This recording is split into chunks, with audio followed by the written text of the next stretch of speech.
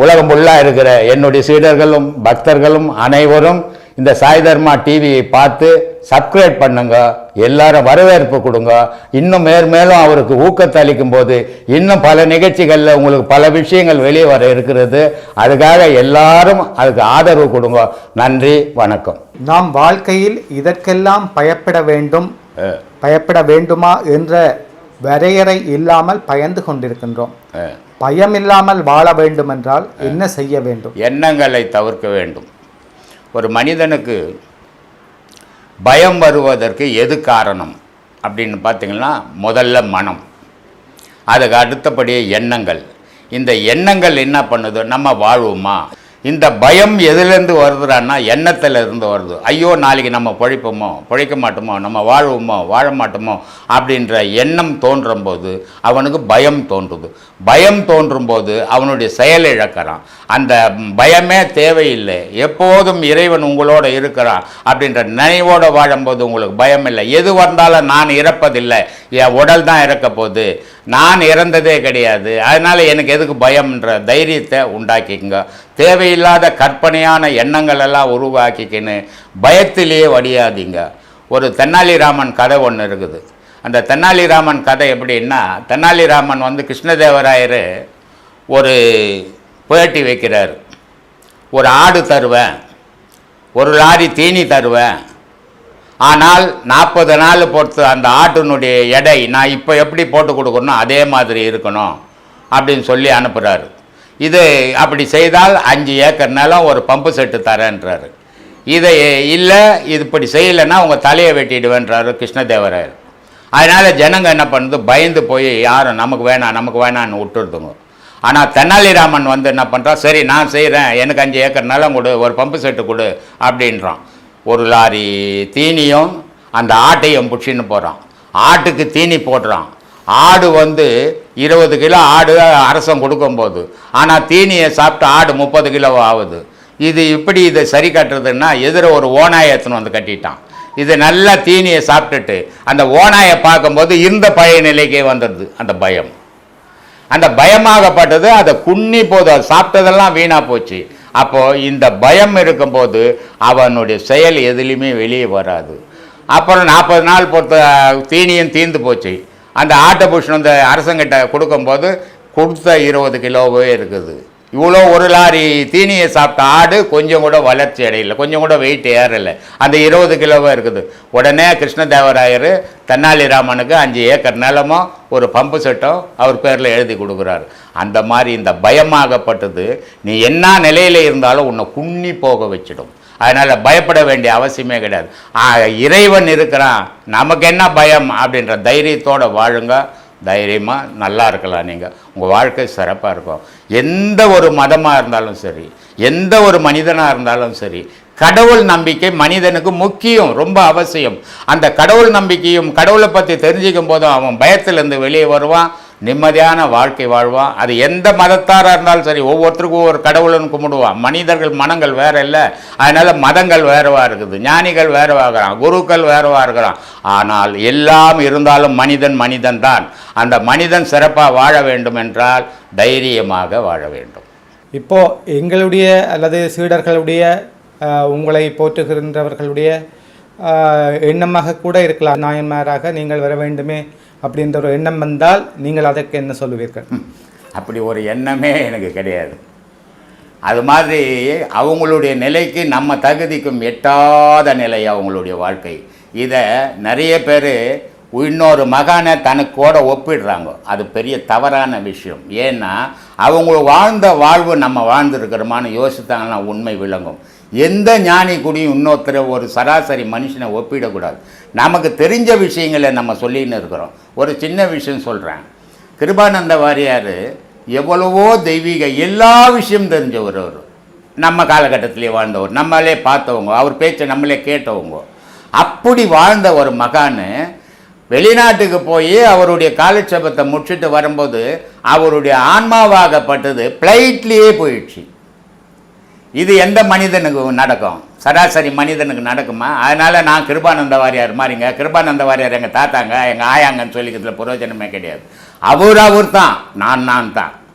அவருக்கு ஈக்குவலாக என்னை உருவாக்கவே கூடாது. எந்த மகானுக்கும் நான் என்னை ஒப்பிட்டே சொல்கிறது கிடையாது. நான் சராசரி மனிதன். என்னுடைய அனுபவத்தை உங்களுக்கு சொல்கிறேன். நீங்கள் எடுத்துக்காட்டு அது உங்களுடைய சொந்த விஷயங்கள்.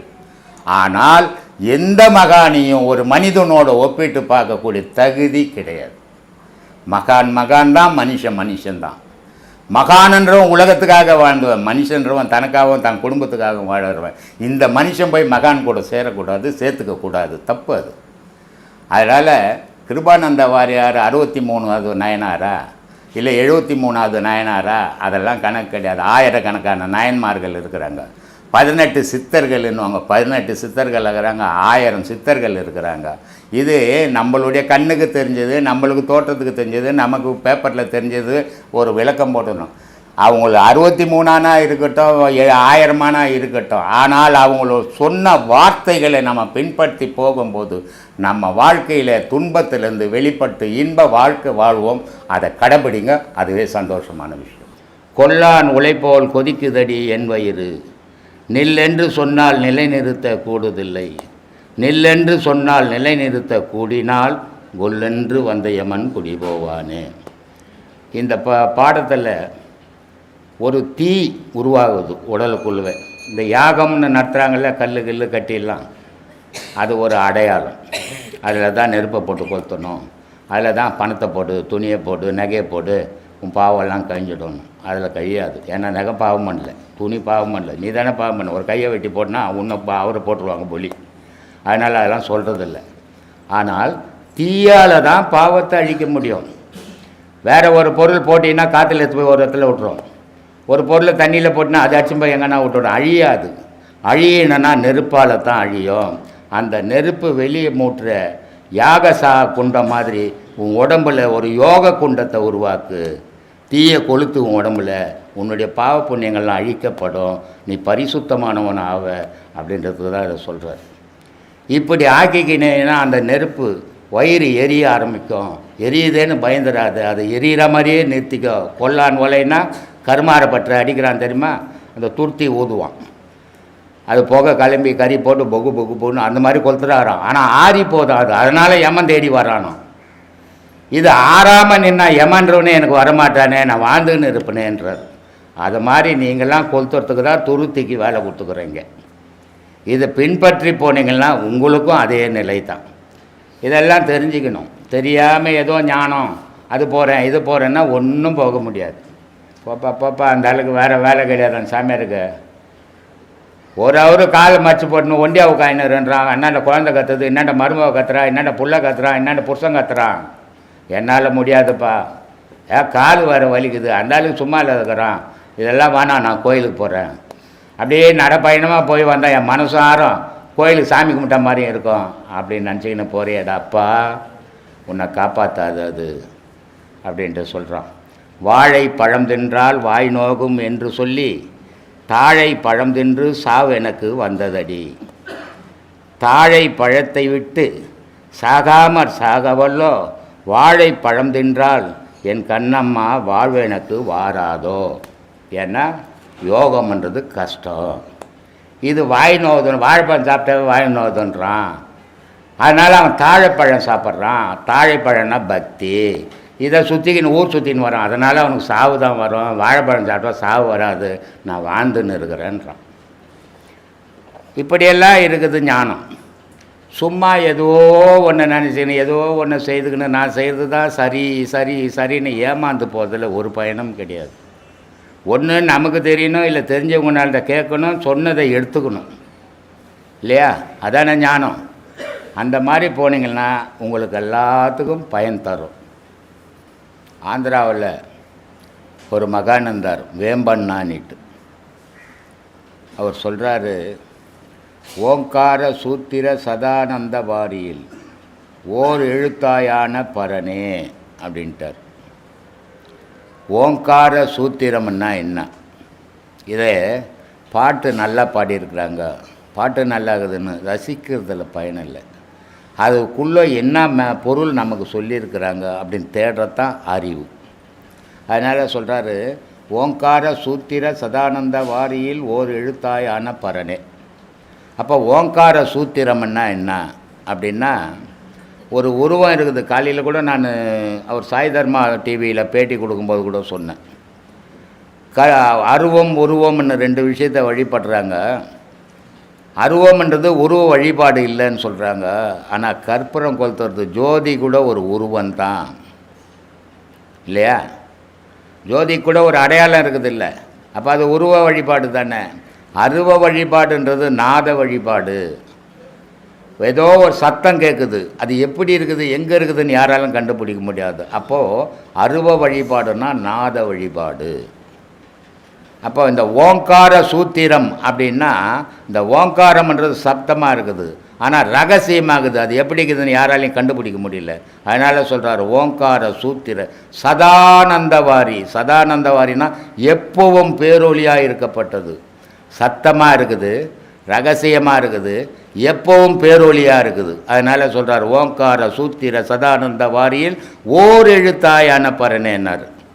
இவ்வளவும் இருந்து நீ ஒரு எழுத்தாவே இருக்கிறியே, ஏகன்ற ஒரு எழுத்தாவே இருக்கிறியே.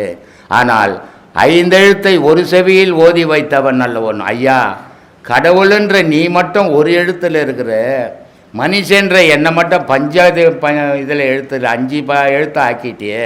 அதனால் நான் இங்கே இன்னல் பட்டு சாவறேன். நான் எப்போ ஒரு எழுத்தாக ஆவறது அப்படின்றதுக்கு சொல்கிறாரு ஓங்கார சூத்திர சதானந்த வாரியில் ஓர் எழுத்தாய் ஆன பரனே, ஓரியாய் நீ எனக்கு 5 எழுத்தை ஒரு செவியில் ஓதி வைத்தவன் அல்லவோ. ஆங்காரம் அற்று, சுகம் அற்று, துக்கம் அற்று, ஐம்புலன் பாசம் அற்று.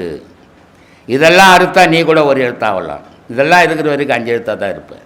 அதனால் இவ்வளவு சொல்லிட்டு ஆகாசம் கிடுகிடு என்று இடி இடிக்க 6 ஆதாரத்தில் அமிர்த மழை பொழிய ரீங்காரம் நாத மணி விந்துவுக்கு உள்ளாகி உச்சி புருவ நடுவில் ரதி மன்மதன் போல் விளையாடுவதை கண்டு உனது திருவடிதனை விகசிப்பது எக்காலம் வேம்பானந்த குருவே அப்படின்றார்.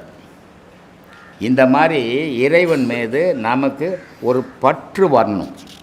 வந்தால் தான் நம்ம அதை அடைய முடியும், இல்லைன்னா அதை அடைய முடியாது. அதுக்கு ஒரு வெறி ஓணும், இறைவனை அடைஞ்சே தீரணும். இறைவா, இந்த உலகத்தில் எல்லாத்தையும் இழக்க நான் தயார், ஆனால் உன்னை மட்டும் இழக்க மாட்டேன்ற எண்ணம் நமக்குள்ளே வரணும்.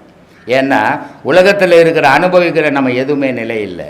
இறைவன் நிலை, நிஜமானவன், நீ நிஜமானவன். இந்த 2 பொருளும் சேரணும்னா ஆசை அறணும். ஆசை அருந்தால் இறைவனோடு ஐக்கியமாகலாம்.